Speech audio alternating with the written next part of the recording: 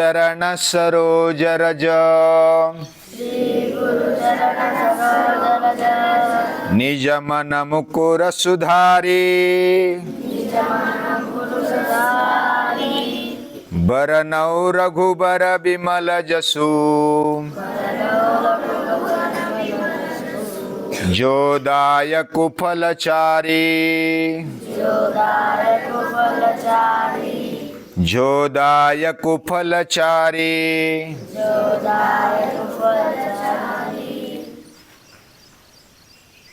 बजरंगबली का नाम हम लेते हैं।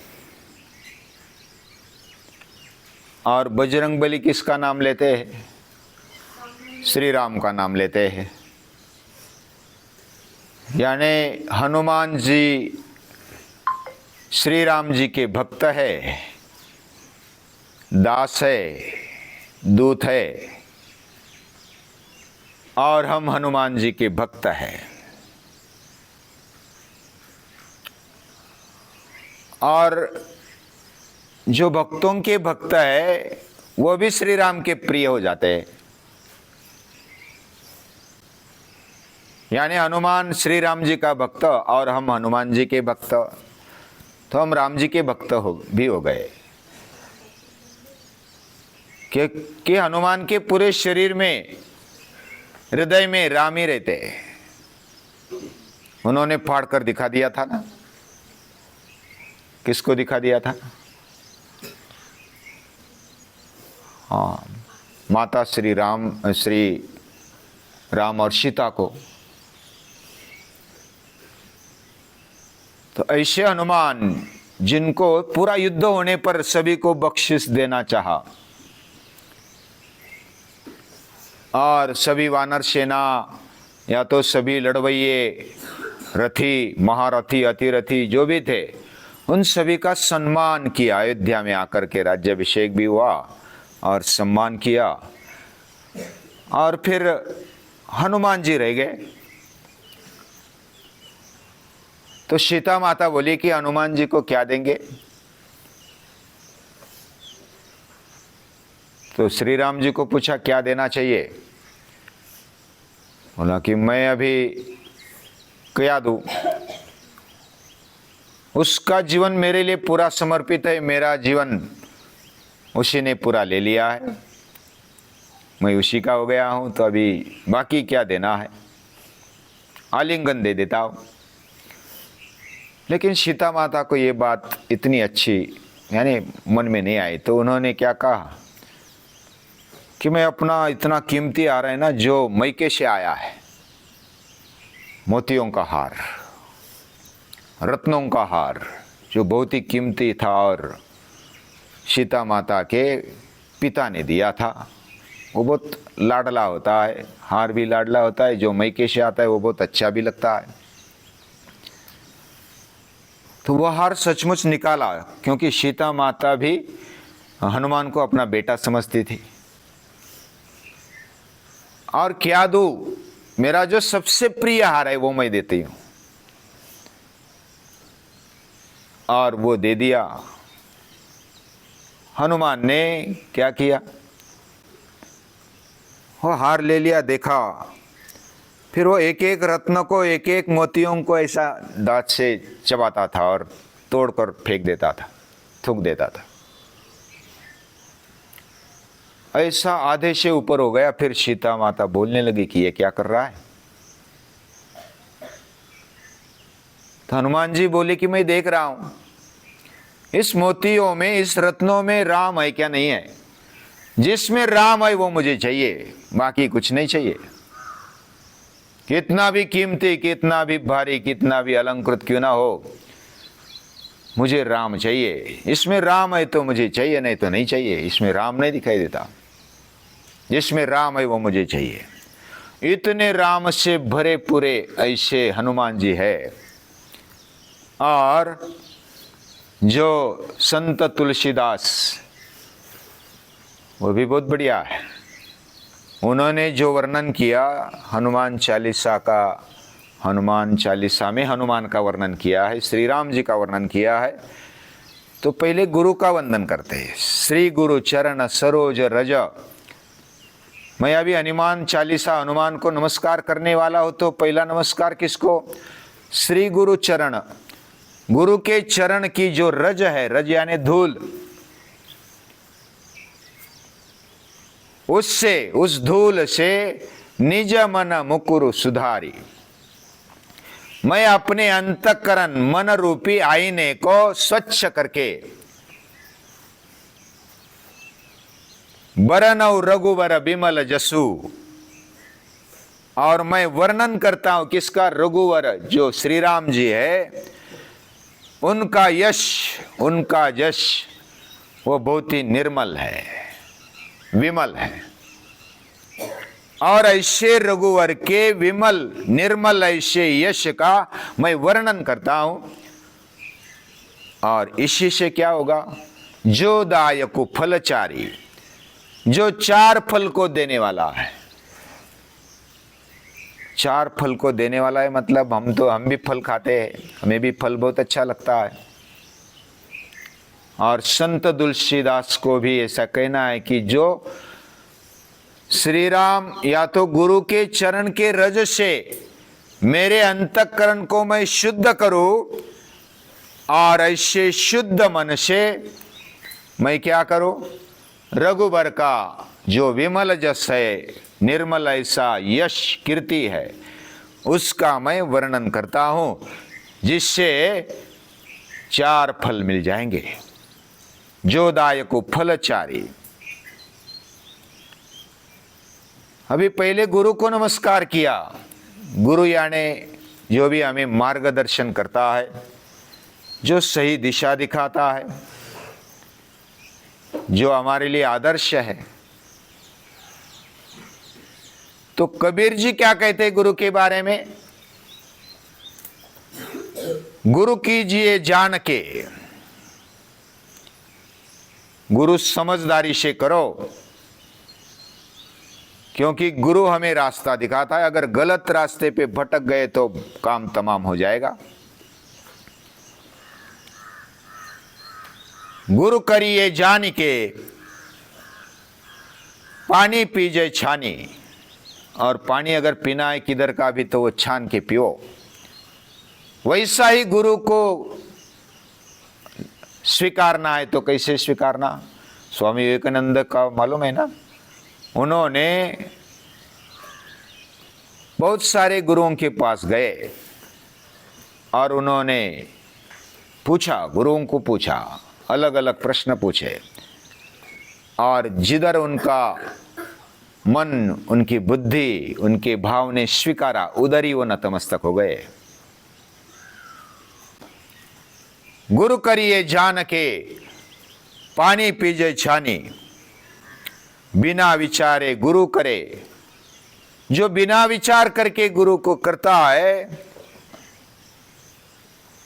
परे 84 छानी, वो 84 लक्ष्य योनि में फिर जाता है और फिर मनुष्य जन्म लेते लेते उसका दम निकल जाता है।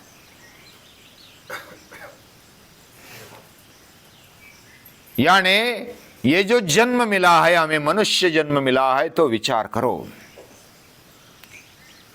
और यह विचार हमारे मन में आना चाहिए। और संत तुलसीदास ने गुरु किया, अपनी पत्नी को भी गुरु बनाया। संत तुलसीदास की कहानी थोड़ी बहुत मालूम है ना।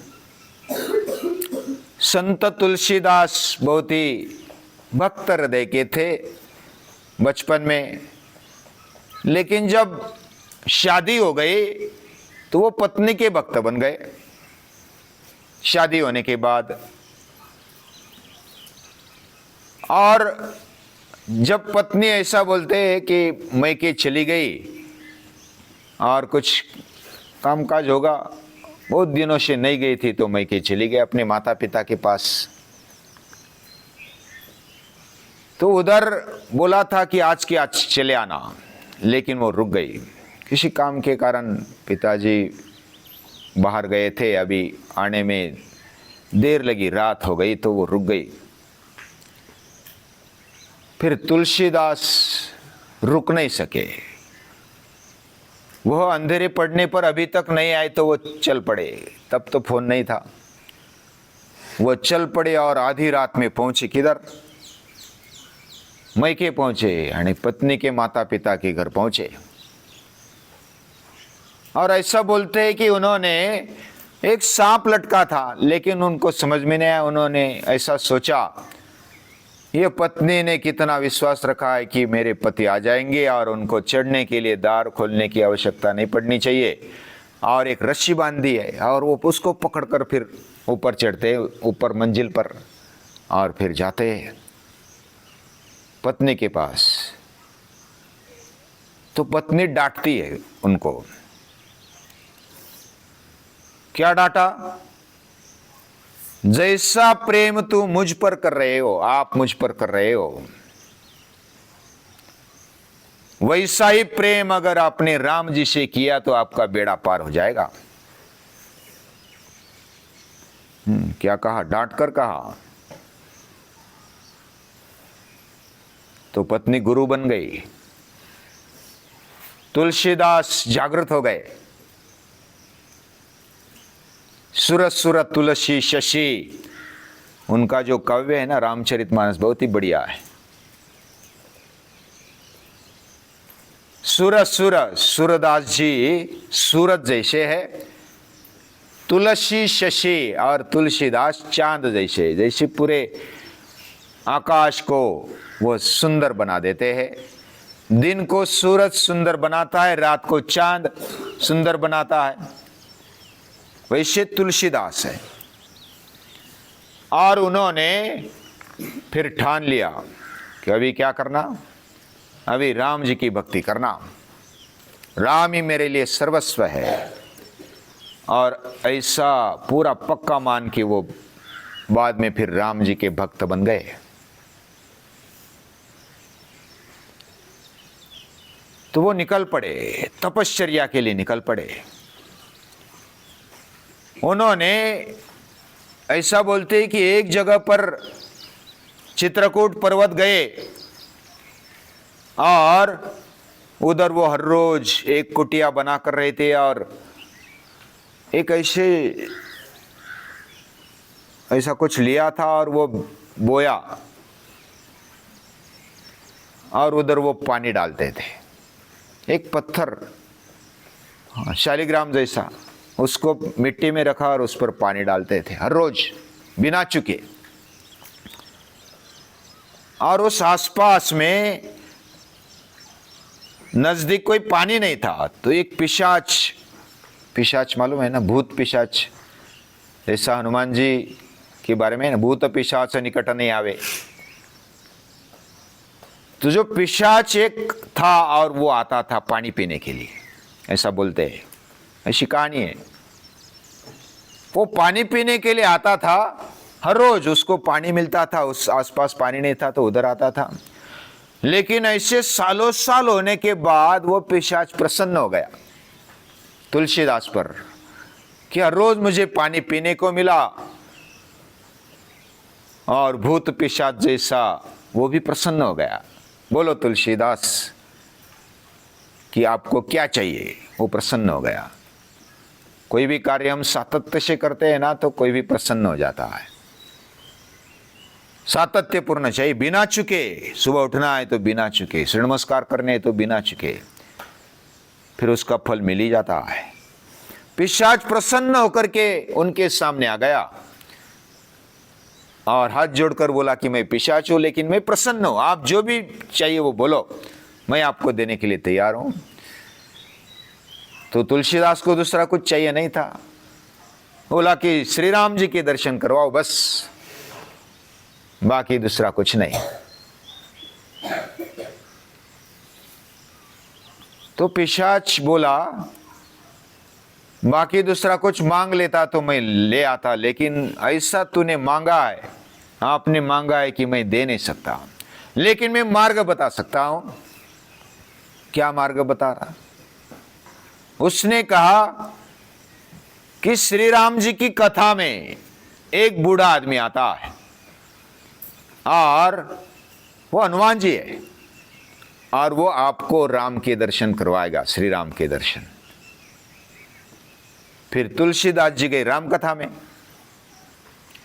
राम कथा चल रही थी, वो बड़े ध्यान से मन से, वो तो राम के भक्त ही बन गए थे, तो वो ध्यान से मन से सुनते थे। लेकिन उनकी नजर किधर थी अभी, कि ये जो अभी चल रहा है कथा, उसमें जो बूढ़ा आया है उसको पकड़ना है, और वो हनुमान है। फिर कथा समाप्त हो गई, लास्ट में एक बूढ़ा बच गया, तो तुलसीदास ने उसके पांव पकड़ लिए। हनुमान जी, मुझे राम के दर्शन करवाओ। तो वो बूढ़ा बोला कि अरे मैं कहाँ पकड़ लिया मुझे, मैं हनुमान जी नहीं हूं, मैं तो बूढ़ा हूं, अभी चल भी नहीं सकता हूं, मैं क्या कर सकता हूं। नहीं नहीं, आप हनुमान जी है, और आप हनुमान जी है, मुझे राम के दर्शन करवाओ, उसके सिवा मैं आपके पांव छोड़ूंगा नहीं। तो पांव पकड़ लिए, पक्के पकड़ लिए।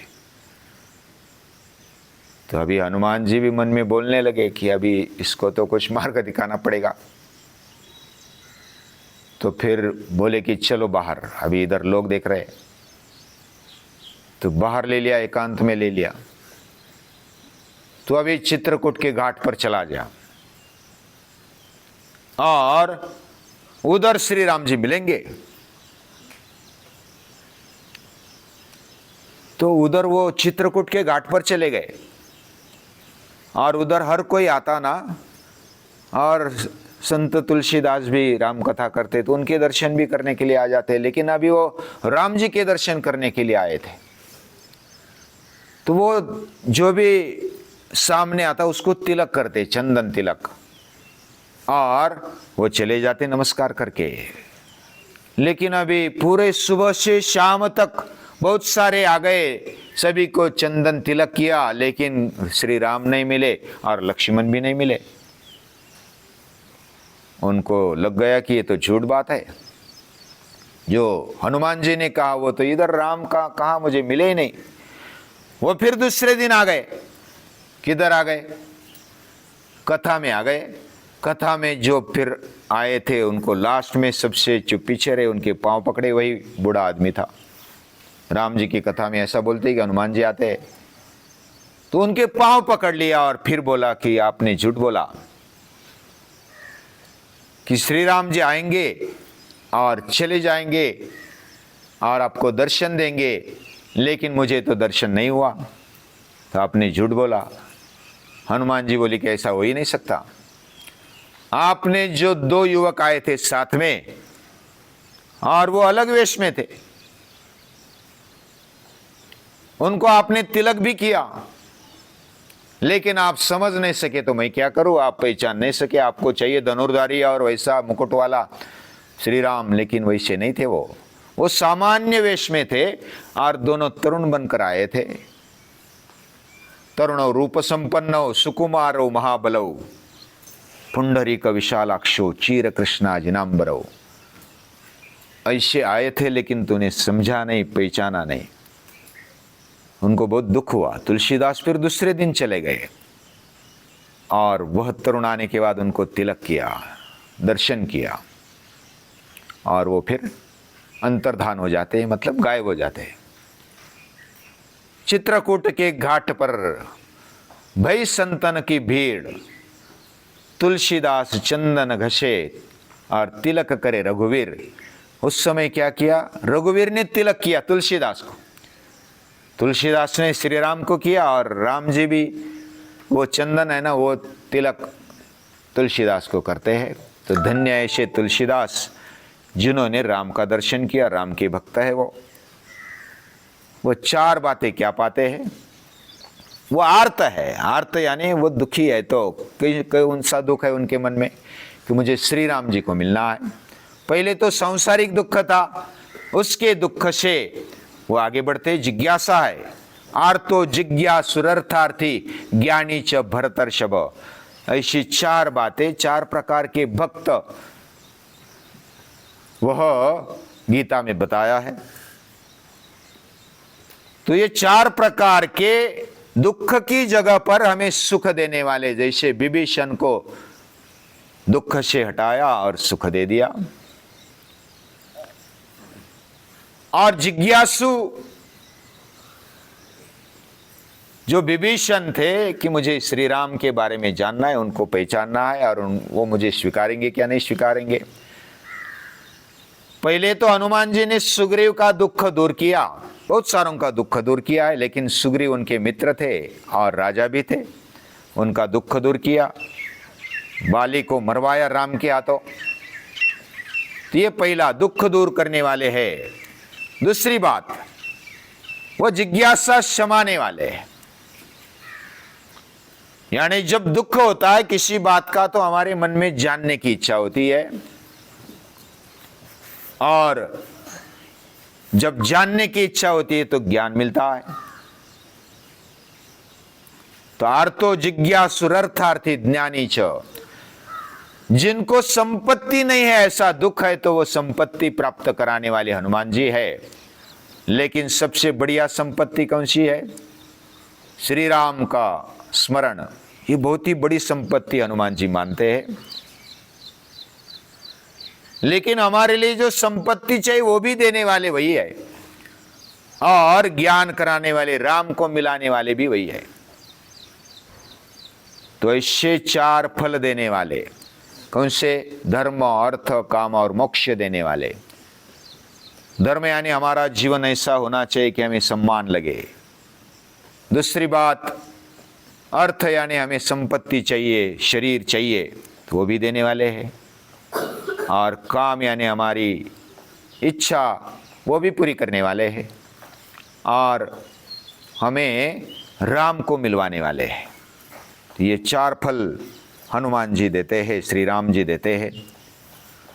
और दूसरा एक आज संकल्प करेंगे।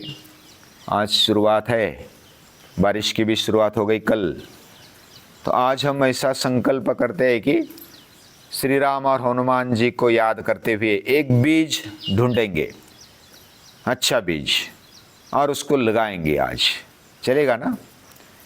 छोटा तुलसी का बीज हो, किसी फूल का बीज हो, किसी पेड़ का बीज हो, उसको एक बैग लेंगे, उसमें मिट्टी भरेंगे दोपहर के बाद खाली समय में, और उसको लगाएंगे। और हर रोज़ एक श्लोक बोलेंगे उसके लिए, और उसको हमारी जितनी उम्र है उतने पत्ते आने तक उसको संभालना है। चलेगा? हाँ, सभी को धन्यवाद, सभी को नमस्कार है, प्रणाम है।